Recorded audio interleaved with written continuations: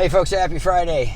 After the revolt of Absalom, David's son, has been put down and Absalom has been killed, David is faced with the arduous task of returning to Jerusalem. And the reason it's difficult is because there's massive division in the nation of Israel, largely because the northern tribes supported David and the southern tribes did not. So David initiates peace by reaching out to Judah, which is part of the southern tribes, and telling them, you guys should be leading this process of returning me to Jerusalem because you're my kin, you're my people, you're my tribe.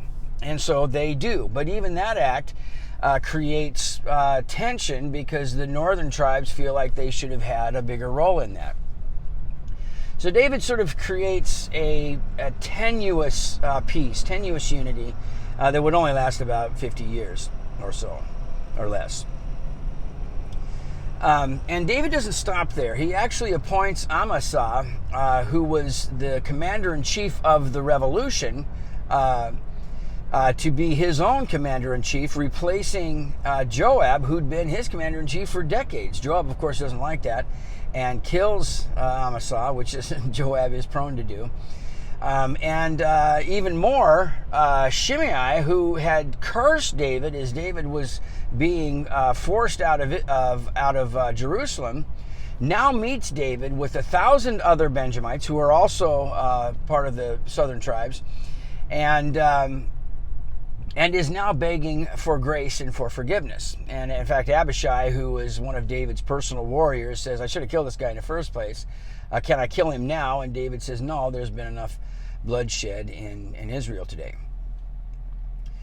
And one other example of David's conciliatory nature is Mephibosheth, who was a man that David had cared for since Mephibosheth was a young man. He's a cripple. He's the son of Jonathan, David's best friend.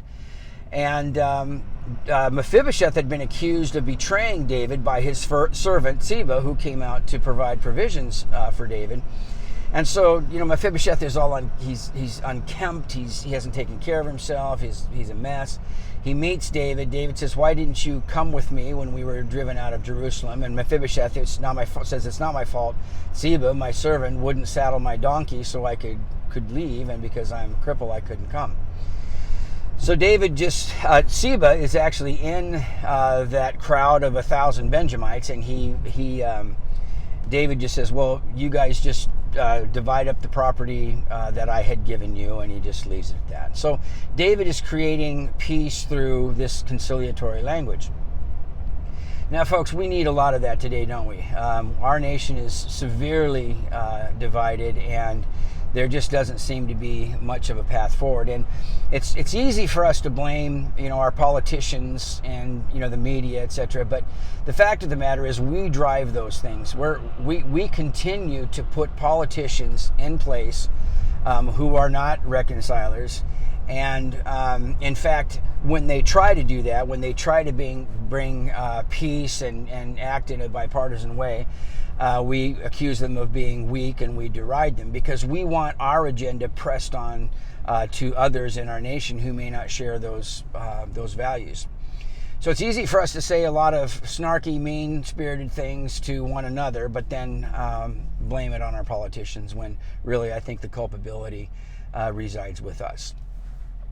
And the reason that exists is because it's sort of a default of the human heart. We don't pursue peace. The default of the human heart is to pursue division and strife. This is why in Jude it says that there are those that bring division because they're worldly and devoid of the Spirit.